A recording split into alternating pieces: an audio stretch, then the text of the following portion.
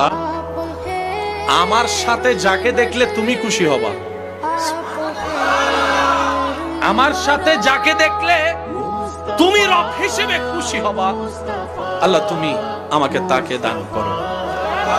আল্লাহ আমাকে এমন একজন জীবন সাথী দাও যার সাথে প্রতিদিন না হলেও মাঝে মধ্যে হলো গভীর রাতে ঘুমটা হারাম করে তোমার দরবারে তাহাজ্জুদের সিজদা দিতে পারবো। সুবহানাল্লাহ।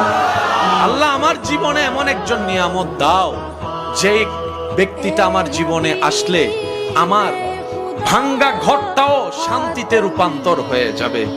আল্লাহ আমার জীবনে এমন একজন সাথী দাও যেই সাথীর পেট থেকে, যার মাধ্যম থেকে আল্লাহ তোমার প্রিয় বান্দা আও ওয়ালাদিন সালিহিন ইয়াদউ লাহু এমন সন্তান দুনিয়াতে আসবে, এমন নেককার জীবন পার্টনার আমাকে দাও। বলেন সুবহানাল্লাহ।